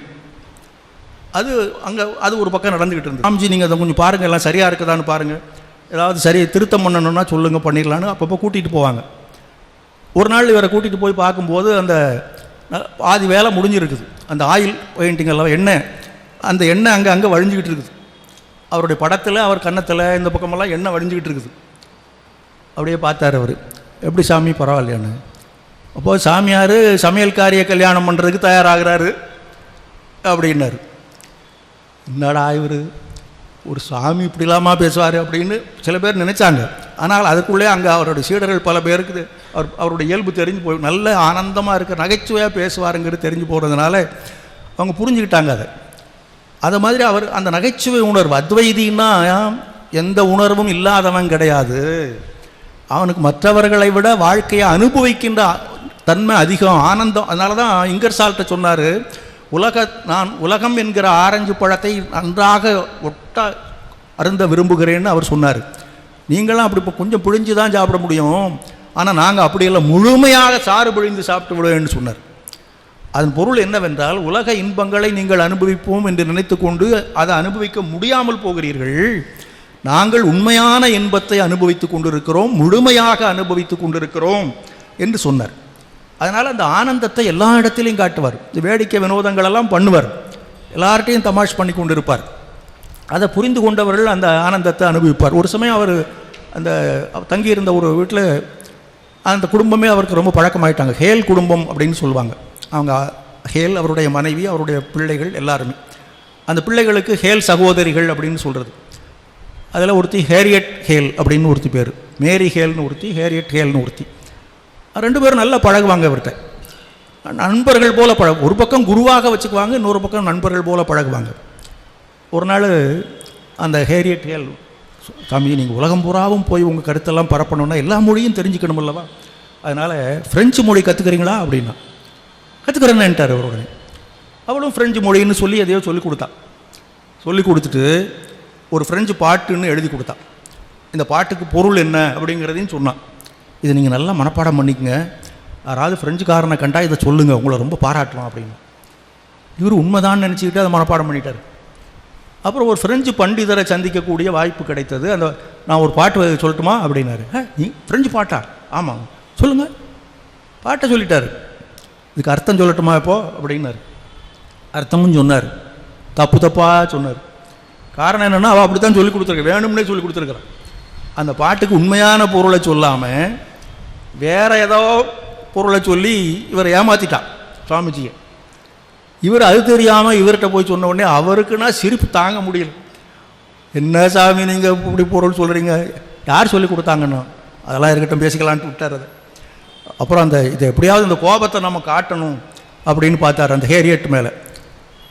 இப்போ அவருக்கு வெளியூருக்கு வந்திருக்கிற, கடற்கரையில் இருக்கக்கூடிய ஏதோ ஒரு ஊரில் தங்கி இருக்கிறதுக்காக வந்திருந்தார். அவங்க குடும்பம் அங்கே இருக்குது, சிக்காகோவில். அவளுக்கு ஒரு கடிதம் எழுதினார். இவர் இருக்கிற இடம் இப்போ நல்ல கடற்கரை பகுதி, நல்ல குழு குழு குழுன்னு இருக்குது. இந்த கோடை காலத்துக்கெல்லாம் சில பேர் போகிறோமே அது போல். அவள் இருக்கிற இடம் நல்ல வெப்பம் நிறைந்த ஊர், கோடை தகித்து கொண்டு இருக்கிறது. அதை வச்சுக்கிட்டு கடிதம் எழுதினார். நான் அங்கே இருக்கிற இடம் இப்போ எப்படி இருக்குது தெரியுமா? நல்ல குழு குழு குழுன்னு இருக்குது, ஆனந்தமாக இருக்குது. நீங்கள் இருக்கிற இடம் எப்படி இருக்கும் எனக்கு நல்லா கற்பனை பண்ணி பார்க்குறேன். நல்ல பொசுக்குகிற வெயிலில் அப்படியே வெந்துக்கிட்டு இருக்கிறீங்களா? நல்லா வெந்துக்குங்க, நல்லா அந்த வெப்பத்தை அனுபவிங்க. நீங்கள் பண்ணினதுக்கு அதுதான் உங்களுக்கு பலன் அப்படின்னாரு. இவரை மாட்டி விட்டார் அல்லவா, அதுக்காக அவர் சாபம் கொடுக்குற மாதிரி. அதை நினைக்க நினைக்க எனக்கு ரொம்ப ஆனந்தம். நான் இங்கே நல்ல குழு குழுன்னு இருக்கிறது கூட எனக்கு பெருசாக தெரியல. ஆனால் இதே நேரத்தில் நீங்கள் அந்த வெயிலில் என்ன பாடுபடுவீங்க, அதை நினைக்க நினைக்க எனக்கு ஆனந்தம் தாங்க முடியலன்னு எழுதினார். அது உண்மையில் மற்றவர்கள் துன்பத்தை கண்டு வருந்துகின்றவர் தான் சுவாமிஜி தெரியும். ஆனால் இவ அவரை மாட்டி விட்டாள் அல்லவா, அதுக்கு பதிலாக சொல்கிறேன்னு. இதுபோல் அப்பப்போ சந்தர்ப்பம் கிடைக்கிற போதெல்லாம் நகைச்சுவையிலையும் ரெண்டு பேருமே சமமாகத்தான் இருந்தார். சங்கரரும் அப்படி தான், இவரும் அதே மாதிரி தான். ஆனால் அதே சமயத்தில் பிறர்க்கென வாழ்வது, சுவாமிஜியினுடைய முக்கியமான செய்தி அதுதானே. பிறர்க்கென வாழ்பவரே வாழ்பவர்கள், they alone live who live for others. அதுலேயும் ரெண்டு பேருக்கும் அந்த அவருக்கு நிகர் இவர் தான், இவருக்கு நிகர் அவர் தான், அப்படி தான் சொல்லணும். யாருக்கும் அப்படியே அத்வைதம் என்றால் என்ன? எல்லாம் ஒன்று தான். அப்போ இன்னொரு உயிருக்கு ஒரு நன்மை விளையும் என்றால் அதற்காக இந்த உயிரை நாம் துறந்து விடவும் தயாராக இருக்க வேண்டும் என்ற, அது இப்படிலாம் திட்டம் போட்டுக்கிட்டு அவங்க செய்யலை, அது இயல்பாகவே அமைந்தது. ஒரு சமயம் ஆதிசங்கர இடத்துல அவருக்கு எதிராக இருக்கக்கூடிய ஒருத்தன் வந்து கேட்டான். இந்த ஞான மார்க்கத்தை மண்டன மிஸ்ரர் மட்டும் இல்லை, இன்னும் பல பேர் ஏற்றுக்கொள்ளவில்லை. இந்த ஆள் வந்து ஞானம் ஆன்மா ஆன்மா அது இதுன்னு சொல்லி மக்களை கெடுத்துருவான் போல இருக்குதே. நாம் எவ்வளோ கஷ்டப்பட்டு மக்களெல்லாம் அந்த மூட நம்பிக்கைகளில் முழுக வச்சுருக்கிறோம், அதிலிருந்து இவர் வெளியே கொண்டாந்துருவார் போல இருக்குது, விடக்கூடாது இவர் என்று பல பேர் இவருக்கு கெடுதல் செய்ய முயன்றார்கள். அதில் இந்த காபாலிகம் அப்படின்னு ஒரு மதம் இருந்தது. காபாலிகம், அப்புறம் இந்த மாதிரி சில மதங்கள், ரொம்ப பயங்கரமான பைரவம் அப்படின்னு ஒன்று இருந்தது, காளாமுகம் அப்படின்னு ஒன்று. இதெல்லாம் ரொம்ப கொடுமையான வழிமுறைகளை பின்பற்றுவது ஆன்மீகத்தின் பெயரால். இன்னும் சில இது இந்த வாமாச்சாரம், இதெல்லாம் ரொம்ப அருவருக்கத்தக்க வழிபாட்டு முறைகளை பின்பற்றுவது. இவங்களுக்கெல்லாம் இந்த சங்கரரை கண்டா பிடிக்காது. இவர் இவர் நல்ல நேரான மார்க்கத்தில் கொண்டு போகிறார் மக்களை. அதனால் நம்முடைய செல்வாக்கெல்லாம் இல்லாமல் போய்விடும் என்று பயந்து போய் அவரை எப்படியாவது இவர் இல்லாமல் பண்ணிட்டா பரவாயில்லன்னு நினச்சாங்க. அதில் ஒரு காபாலிகர் கூட்டத்தினுடைய தலைவன் ஒருத்தன், இவரை போய் ஒன்றும் பண்ண முடியாது. அதுக்கு அவன் யோசனை பண்ணி ஒரு வழி கண்டுபிடித்தான். இவர் என்ன தான் இருந்தாலும் அவரிடத்துல போய் அதாவது ஒரு உதவின்னு கேட்டால் கண்டிப்பாக செய்துறாரு, அதை பயன்படுத்தி கொள்ளலாம் என்று ஒரு நாள் அவர் அமைதியாக இருக்கிற நேரத்தில் வந்து பார்த்துட்டு கேட்டான், சுவாமி நான் ரொம்ப நாளாக இந்த காபாலிக உபாசனை பண்ணிக்கிட்டு இருக்கிறேன், காபாலியாகிய சிவபெருமான் எனக்கு காட்சி அளிக்கவே மாட்டேங்கிறாரு. இவன் ஒழுங்காக பண்ணால் தானே காட்சி அளிப்பார், இவன் தான் எதிர்மறையில் போகிற ஆளாக இருக்கிறான். அப்புறம் சிவபெருமான் அவர் அன்பே வடிவானவர், இவன் கொடூரமே வடிவானவன், இவனுக்கு சிவபெருமான் எங்கே போய் காட்சி கொடுப்பாரு? ஆனால் அவன் அப்படி சொல்கிறான், நான் காட்சி பெற வேண்டும் என்று நினைக்கிறேன், அவர் காட்சி கொடுக்காமலே இருக்கிறாரு. அப்புறம் பெரியவர்களெல்லாம் கேட்டப்போ என்ன சொன்னார்கள் என்றால், ஒரு அரசனையாவது ஒரு மிகப்பெரிய ஞானியையாவது பலி கொடுத்தால் காபாலி காட்சி கொடுப்பாருன்னு சொல்கிறாங்க. அரசங்கிட்ட நம்ம போய் கேட்க முடியுமா? நீங்கள் தான் பெரிய ஞானி, அதனால் உங்களை பலி கொடுத்துட்டா கபாலி எனக்கு காட்சி கொடுப்பாருன்னு நினைக்கிறேன், அதனால் நீங்கள் கொஞ்சம் அனுமதி கொடுக்குறீங்களா அப்படின்னு. கொஞ்சம் கூட கவலைப்படலை. அதனால் அவ்வளோதானே, உனக்கு கடவுள் காட்சி கிடைப்பதற்கு நான் இந்த உடல் பயன்படுகிறது என்றால் எடுத்துக்கப்பா. ஆனால் எனக்கு சில சீடர்கள் இருக்கிறாங்க, அவங்க தெரிஞ்சால் விட மாட்டாங்க. அதனால் நான் இங்கே தனியாக ஒரு இடத்துல உட்காந்து தியானம் பண்ணிக்கிட்டு இருக்கிறேன். அப்போ நீ அமைதியாக தியானத்தில் இருக்கும்போது நான் என்னுடைய உடல் எனக்கே தெரியாது, அந்த நேரத்தில் நீ வந்து தலையை வெட்டிட்டு போயிருக்கிட்டார். கொஞ்சம் கூட தயங்காமல் சொல்லிட்டார். இவனும் தயாராக வந்துட்டான். அவரும் அதே மாதிரி தியானத்தில் இருந்தார், வாளை ஓங்கினான். ஆனால் அவருடைய சீடன் ஒருத்தனுக்கு, அது எங்கேயோ இருந்த சீடனுக்கு தெரிஞ்சு போச்சு. ஓடி வந்து அவனை அந்த வாளை எடுத்து அவனே வெட்டிட்டான். அதனால் அவர் நினைத்தது நடக்கவில்லை. ஆனால் சங்கரர் பிறர்க்காக தம்மை கொடுப்பதற்கு கொஞ்சமும் தயங்காமல் செய்தார் என்பதை அந்த நிகழ்ச்சியில் இதுபோல் நிறைய நிகழ்ச்சிகள் இருக்கின்றன. சுவாமிஜி வாழ்க்கையிலும் அதே போல் சின்ன பையனாக இருக்கிற போதே ஒரு நண்பனோடு சேர்ந்து திருவிழா பார்க்க போனார். பார்த்துட்டு 2 பேர் திரும்பி வந்துக்கிட்டு இருந்தாங்க, பேசிக்கிட்டே வந்தாங்க. திடீர்னு சத்தத்தையே காணும், எங்கடா போனான் ஆளை காணும்னு திரும்பி பார்த்தா அவன் ஏதோ அப்படி வேடிக்கை பார்த்துட்டு இருந்திருக்கிறான். அவன் பக்கத்தில் போகிறதுக்குள்ளே ஒரு வேகமாக ஒரு குதிரை வண்டி வந்து அவனை அடித்து அவன் மேலேயே போகிற மாதிரி வந்துடுச்சு. ஒரு வினாடி கூட யோசிக்கவில்லை, வேகம் ஓடி போய் அவன் அப்படியே இழுத்துக்கிட்டு அப்படி சரிஞ்சிட்டார். அந்த நேரத்தில் நமக்கு என்ன நடக்கும் என்று அவர் கருதவே இல்லை. பிறர்க்கென வாழ்தல் என்பது அப்போதிருந்தே அவருக்கு வந்து விட்டது. இதுபோல் நிறைய நிகழ்ச்சிகள் அவருடைய வாழ்க்கையில் நடந்தன. ஒரு சமயம் 3 நாள் ஒரு இடத்துல ஆழ்வாருங்கிற இடத்துல உட்காந்து நிறைய பேர் வந்து கேட்டுக்கிட்டே இருந்தார் தேசங்கள். அவர் பேசிக்கிட்டே இருந்தார். சாப்பாடு கிடையாது, தண்ணி கிடையாது, ஒன்று கிடையாது. வந்தவங்க யாருமே சுவாமி சாப்பிட்டீங்களான்னு கூட கேட்கல. ஒரு 4 பேர் வர்றாங்க, பேசுகிறாங்க, போயிடுறாங்க. அடுத்த ஆள் 10 பேர் வர்றாங்க, பேசுகிறாங்க, போயிடுறாங்க. அதனால் இவருக்கு யாராவது சாப்பாடு கொடுப்பாங்கன்னு அவங்க நினச்சிருக்கலாம். ஆனால் அதை பற்றி கவலைப்படவே இல்லை. இவரும் கவலைப்படலை. கடைசியாக 3 நாள் கழிந்த பிறகு ஒரு தொழிலாளி வந்து, சாமி 3 நாளாக நீங்கள் பேசிக்கிட்டே இருக்கிறீங்களே, சோறு தண்ணி இல்லாமல், சாப்பாடு வேண்டாமான்னு கேட்டான். குடுறா, நீ குடு, நான் சாப்பிட்றேன்னு வாங்கி சாப்பிட்டார். அப்போ பிறர்க்கென வாழ்வது, நமக்கு உணவு கிடைக்கிறதா இல்லையா, ஓய்வு கிடைக்கிறதா இல்லையா, அதை பற்றியெல்லாம் அவர் பொருட்படுத்தவே இல்லை. கடைசி வரைக்கும் அப்படி தான் இருந்து தான் அவருடைய உடல் நலிவுற்றது. இதே போல் அவர் முழுக்க பிறர்க்கென வாழ்பவர்களாகவே 2 பேருமே இருந்தார்கள்.